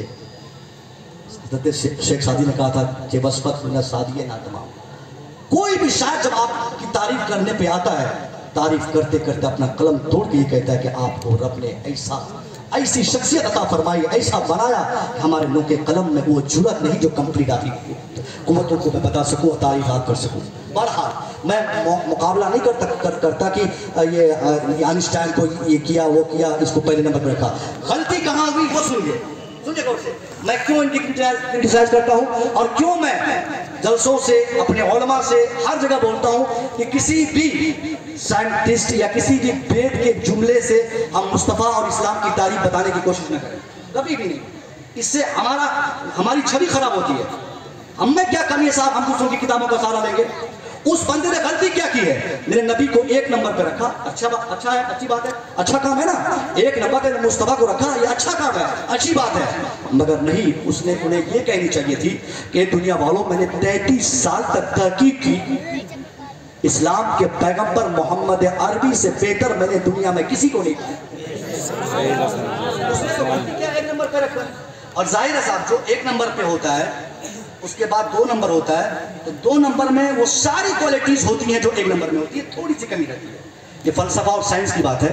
अगर कोई मान लीजिए हमारा बच्चा मैट्रिक का हाई स्कूल का एग्जाम दिया, 400 नंबर लाया, 1 नंबर पे आ गया। दूसरा बेटा 399 नंबर लाया, वो दूसरे नंबर पे होगा। तो एक ही नंबर की कमी की बुनियाद पर दूसरा शख्स सेकंड पोजीशन पे आ गया। अगर मुस्तफा को 1 नंबर पे हम बकौल माइकल एच हार्ट मानते हैं उन 100 लोगों में, तो ये मानना पड़ेगा कि मेरे नबी के बाद दूसरे नंबर पे सबसे बेहतर आइंस्टाइन है, मानना पड़ेगा। लेकिन नहीं, ये तो तहकीक उनकी थी, ये हमारे उलमा की भी एक तहकीक है, हमारे खुतबा की भी एक तहकीक है। जो हर जुमा को हमारे अइम्मा हजरात महफिल जुमा से खुतबे में बोलते हैं कि आइंस्टाइन को दूसरे नंबर पे कहा गया है, ये उनकी तहकीक है। मगर बादल अंबिया की तहकीक अबू बकर सिद्दीक। पूरी दुनिया में मुस्तफा करीम के बाद अगर कोई शख्सियत सबसे बड़ी शख्सियत है तो ना तो आइंस्टाइन है, ना तो ओक्लिडस है, ना तो गौरस है, कोई नहीं। वो सिर्फ अगर है और हो सकता है ही तो सिर्फ सिद्दीक़ अकबर की ज़ात है। मेरे नबी ने दुनिया को एक पैगाम दिया अपने किरदार से, बेटियों को बचाने का, बीवियों को, ये हुकूक की बातें जो आपने की है। आज तक तारीख इंसानियत में इतना बड़ा स्टेप लेने वाला कोई नहीं आया। मुस्तफ़ा का एहसान है आज हम दुनिया में खुशहाली की सांसें ले रहे हैं। आज हम भाइयों के हुकूक पहचान रहे हैं। आज ब्रदरहुड की बातें पूरी दुनिया में की जा रही है। ये ब्रदरहुड का पैगाम किसने दिया है? किसने स्वच्छ भारत का जो आज अभी कल 2 तारीख है, परसों 2 तारीख की तैयारी, कल आप देखिएगा ऐलान हो चुका है कि 2 अक्टूबर जब भी आए तो स्वच्छता के अभियान का इस भव्य हम प्रदर्शन करें और दुनिया को बताएं कि साहब गांधी जी ने स्वच्छता का पैगाम दुनिया को दिया, हिंदुस्तानियों को दिया। तो उनके बर्थडे के मुताबिक पूरी दुनिया को उनकी तारीख पैदाइश के दिन हम स्वच्छता दिवस के नाम से मनाएंगे। इसकी तैयारी कल देखिएगा, धूमधाम से पूरे हिंदुस्तान में कहा गया है कि हर तरफ सफाई हो। मैं पूछना चाहूंगा, ये स्वच्छ भारत का स्वच्छ अभियान जो आज देख रहे हैं, ये ध्यान किसने दिया सफाई का? ये ध्यान भी देने वाले कोई और नहीं, मेरे मुस्तफा करीम की बातें करा। आज दुनिया में सिर्फ जुमले सुनने को मिलते हैं। मीडिया वालों के सामने बोलता वो तो जुमला था, वो तो जुमला था, मगर मेरे मुस्तफा ने दुनिया को सिर्फ जुमला नहीं दिया। मेरे मुस्तफा करीम ने जहां जहां जो फरमान जारी फरमाया उस पे अमल करके दुनिया को दिखा दिया। मेरे नबी ने बेटियों से मोहब्बत की बातें भी की और अपनी बेटी फातिमा ज़हरा से मोहब्बत करके भी दुनिया को दिखा दिया। मेरे मुस्तफा ने बीवियों को इज्जत देने की बातें की, एक तो नहीं 11 बीवियों से मोहब्बत करके इज्जत करके भी आपने दुनिया को दिखा दिया। मेरे मुस्तफा ने ब्रदरहुड के फैलाव की बातें की और मेरे मुस्तफा ने पूरी दुनिया में अखवत और ब्रदरहुड का पैगाम देकर उस पर अमल करके भी दुनिया को दिखा दिया। मेरे नबी ने स्वच्छता का पैगाम भी दिया और दुनिया को स्वच्छ करके भी दिखा दिया, अमल से दिखा दिया। इसलिए मुसलमानों, सीरत मुस्तफा पर हमें अमल करने की शदीद तरीन जरूरत है। हालात बता रहे हैं कि अगर हमने मुस्तफा के पैगाम को दुनिया में आम करने हैं तो इसके लिए सबसे ज्यादा जरूरी यह है कि हम अपने किरदार से दुनिया को मुस्तफा का पैगाम दें। चीखने चिल्लाने से नहीं साहब। परसों रात को यानी शबे नूर को मैं था टांडा जिले में, जैसे ही 4 बजे मेरी गाड़ी थी, मैं निकला तो देखा इतने पटाखे छोड़े गए, रास्ता जाम कर दिया गया। ऐसा मालूम पड़ता कि मतलब किसी कन्हैया की पैदाइश की खुशी लोग मना रहे हैं। अगर उनके दिल में अपने मुस्तफा की पैदाइश की मोहब्बत होती और पैदाइश के वक्त का एहतराम होता तो वो शख्स पटाखे नहीं छोड़ता, उस वक्त या नबी सलाम अलैकुम पढ़ रहा होता, उस वक्त मुस्तफा की आमद मरहबा बोल रहा होता, उस वक्त मुस्तफा की आमद बेलाखो सलाम पढ़ रहा होता। मगर पटाखे छोड़ना, ये माहौल गंदा करना, डीजे बनाकर दूसरों बजाकर दूसरों को तकलीफ देना, ये हमारा मजहब नहीं कहता। हम मुसलमान हैं, हमारी जिम्मेदारी इस्लाम फैलाना है। अपने किरदार से, अपनी जबान से, अपने कैरेक्टर से, अपने अदाओं से हमें कसम खानी है कि इस धरती पर कोई शख्स हमसे नाराज न हो, जो कि हम इस्लाम के मानने वाले हैं। इस्लाम के पैगंबर ने क्या कहा? अगर तूने 50 साल नमाज पढ़ी तो ठीक है, हज पे हज किया तो ठीक है, उम्रे पे उम्रा किया तो ठीक है, 1000 नहीं 5000 सजदे किए तो ठीक है। अगर तेरी जिंदगी में कोई शख्स तुमसे नाराज है, मुस्तफा फरमाते हैं तुम्हारा रब भी तुमसे नाराज रहेगा।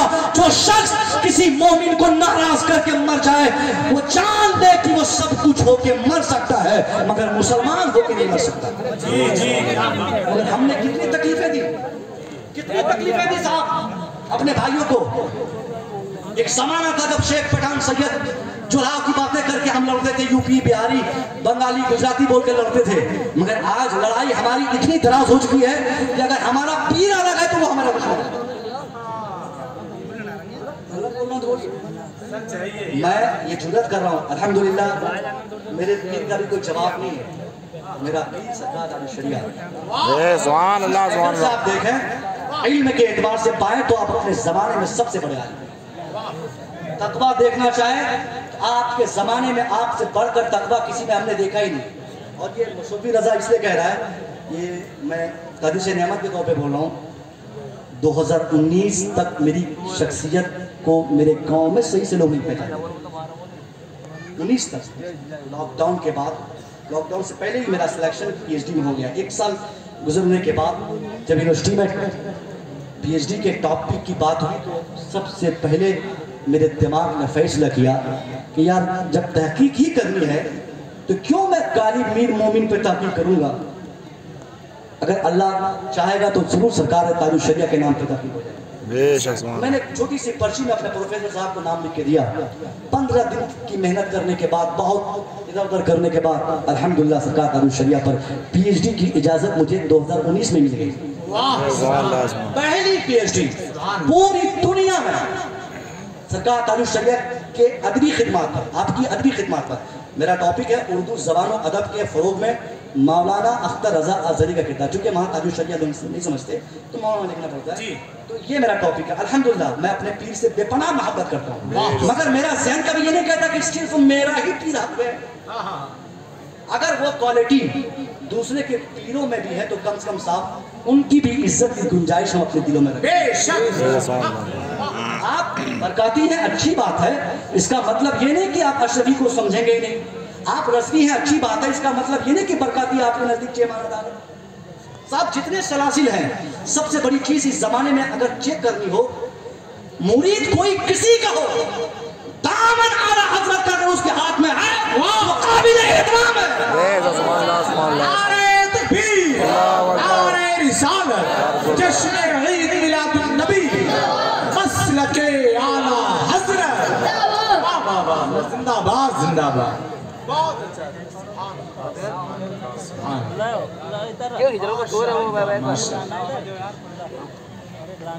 वाह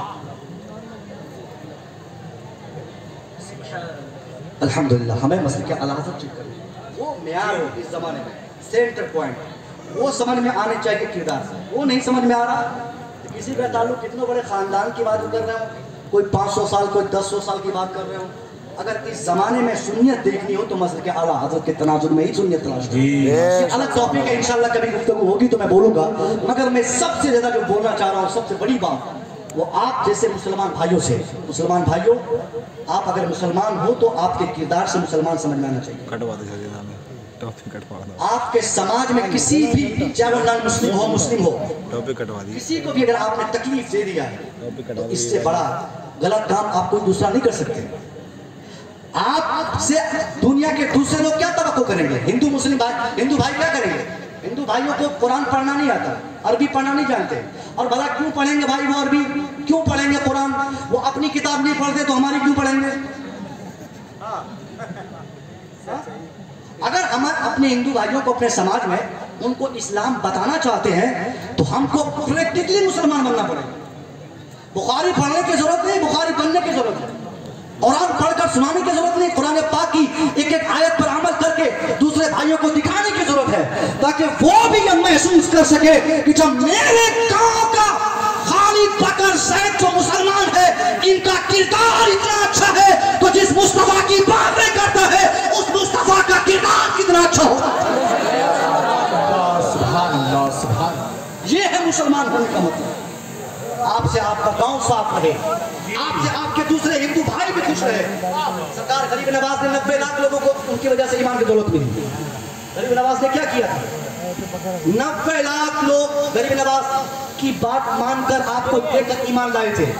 गरीब नवाज का सिर्फ किरदार देखकर, आपकी शख्सियत देखकर, आपके चलने को देखकर, आपके उठने को देखकर एक हिंदू भाई के लिए आपने कितना बड़ा काम किया। सुनिए मुसलमान भाई, ये हिंदुस्तान है और हिंदुस्तान नहीं पूरी दुनिया के मुसलमानों से कहता हूं कि मुसलमान अगर अपने इस्लाम को समझ ले तो सारी दुश्मनी खत्म हो जाए। हम अपनी इस गलती का जिम्मेदार किसी गैर को नहीं माने कि मोदी जी ने बर्बाद कर दिया, योगी जी ने बर्बाद किया। नहीं साहब, हमें कोई दूसरा बर्बाद नहीं किया, हम खुद बर्बाद हुए। हमने खुद अपने मुस्तफा के किरदार पे अमल नहीं किया, हमने खुद अपने बुजुर्गों के किरदार पे अमल नहीं किया, जिसकी बुनियाद पर ये बेइज्जती, ये जिल्लत और रुसवाई हमें देखने को मिल रही है। गरीब नवाज ने क्या किया था? एक गैर मुस्लिम नमाज असर से पहले आपके पास पहुंचा, कहा हुजूर आप तो गरीब नवाज हैं, आपका एक मुरीद है कुतुबुद्दीन, हजरत कुतुबुद्दीन, वो अपने अंदाज से कहा था। उनके मुरीद है बादशाह अल्तमश, शमसुद्दीन अल्तमश, बादशाह अल्तमश। तो वो अल्तमश बादशाह के ताल्लुक से उसने कहा कि मेरी जमीन ने उनके हुक्म पर दिल्ली ये अजमेर में कब्जा कर लिए लोकल पुलिस ने, लोकल मैनेजमेंट ने। अगर आप चाहें तो अपनी जमीन मुझे वापस करवा दें, क्योंकि आपके मुरीद को आप कहेंगे, आपका मुरीद वो अपने मुरीद से कहेगा मेरी जमीन मुझे मिल जाएगी। छोटे छोटे बच्चे भूखे रहते हैं, क्या करूंगा मैं अगर जमीन गवर्नमेंट कब्जा कर लेगी तो कैसे उससे फसल होगी। सरकार गरीब नवाज ने कहा ठीक है जाओ तुम्हारा काम हो जाएगा। वो आदमी मस्जिद के आगे खड़ा रहा इस इंतजार में कि ये कुछ खास बताया नहीं कि कब होगा कैसे होगा। गरीब नवाज गए मस्जिद में नमाज पढ़े, नमाज पढ़ के जब आप फारिग हुए तो आपने एक मसल्ला, एक असा लिया, एक लोटा अपने बांधा और निकल पड़े। देखा गेट पे खड़ा है वो शख्स, कहा तुम गए नहीं? कहा हुजूर आपने बताया नहीं कि मेरा काम कब तक हो जाएगा। तो तुम अपना घर जाओ, मैं तेरे ही काम के लिए दिल्ली जा रहा हूँ। अरे सुभान अल्लाह तो बोलिए साहब। सुभान अल्लाह। दिल्ली में बरेली और बेदायूं की दूरी नहीं है।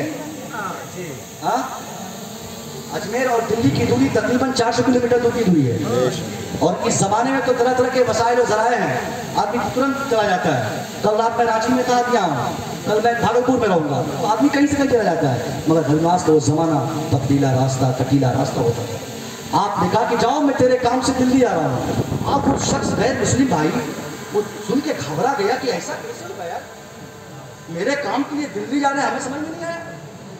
और यकीनन गरीब नवाज वहां से पैदल चल के दिल्ली आया। आपकी आमद की खबर बादशाह को मिली तो बादशाह ने आमद से पहले पूरे दरबार को सजाया। गरीब नवाज जैसे आए तो आपने बादशाह ने कहा हुजूर कैसे आना हुआ? कहा देखो मेरे अजमेर में एक किसान है, जिस किसान के पास चंद बीघा जमीन थी, तेरा लेटेस्ट कानून जो था उस कानून के तहत वो उसकी जमीन की लोकल पुलिस कब्जा कर लिए, टैक्स नहीं देने की वजह से। मेरी गुजारिश है कि तुम उसकी जमीन को छोड़ दो, वापस कर दो, ताकि वो बेचारा जी सके, फसल उगा सके। इतना कहा, फिर आपने अपने मसले को अपने कांधे में रखा, चल दिए।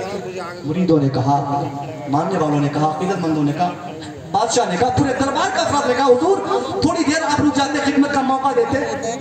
और जब इतना ही काम था तो आप किसी कासिद से चिट्ठी भेजवा देते, किसी को कुछ लिख के भेजवा देते, मैं किसी की तहरीर पढ़ता। बादशाह ने कहा तो ऐसा ही मैं आपके शहर के उस किसान का काम कर देता। सरकार 400 किलोमीटर दूर, इतनी दूर आने का मतलब और फिर वापस जाने का मतलब क्या है? आपने फरमाया हाँ बादशाह तमस्सुन, मुझे यकीन है कि मैं मामूली सी पर्ची में कुछ लिख के भेजता तो तुम मेरे शहर के इस किसान उस किसान की जमीन को तुम वापस कर देते।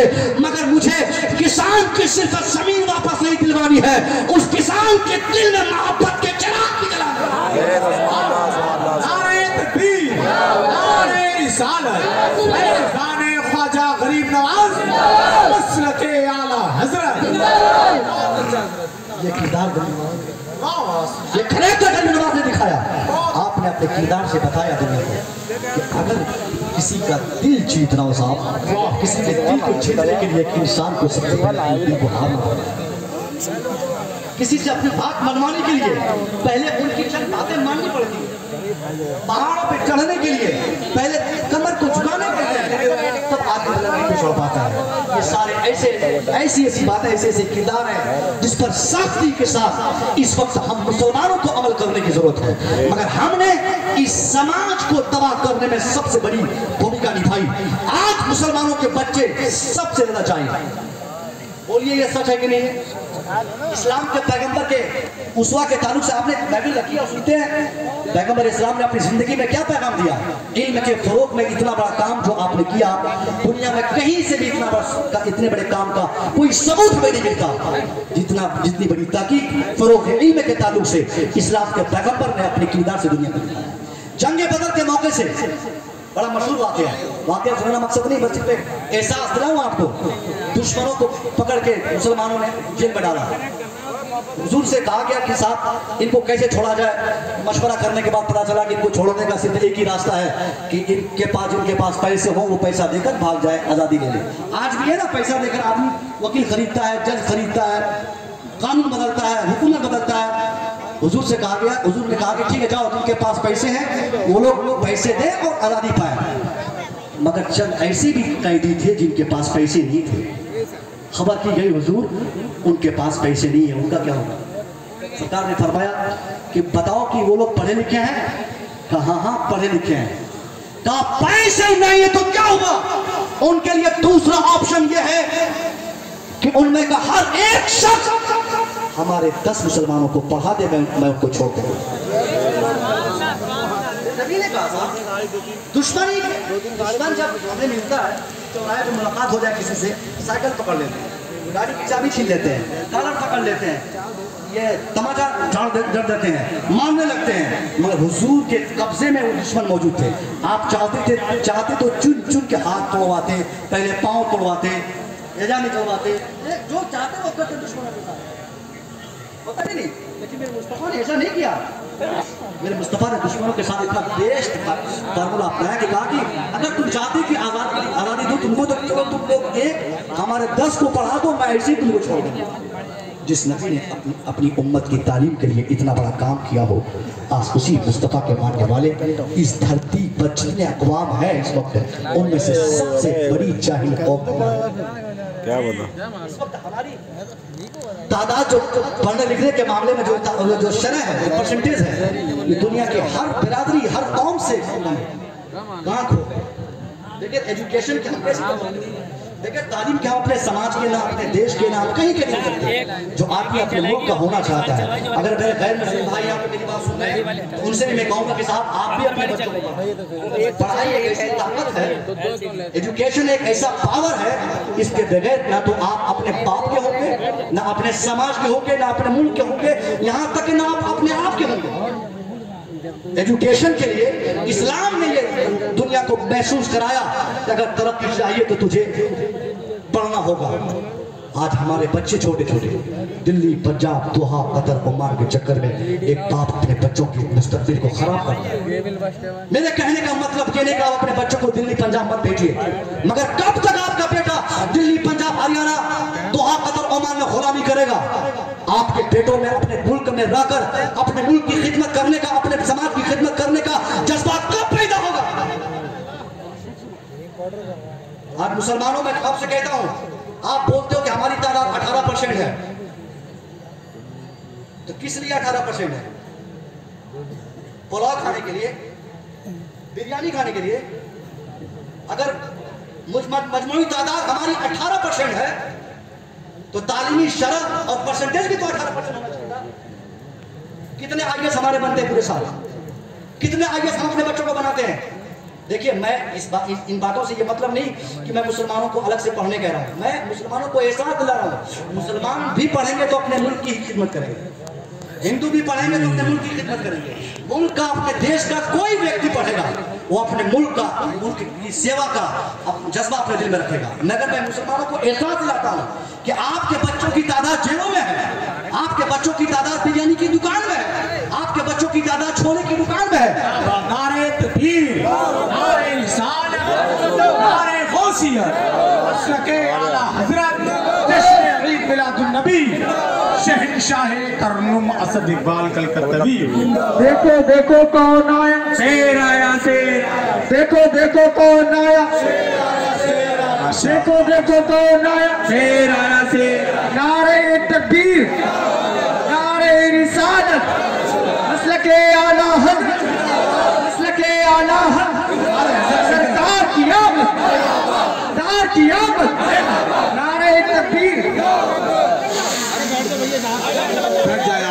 छोटे मैं की आवाज बढ़ा दी भाई, इसकी आवाज बहुत ताकत ले रही है।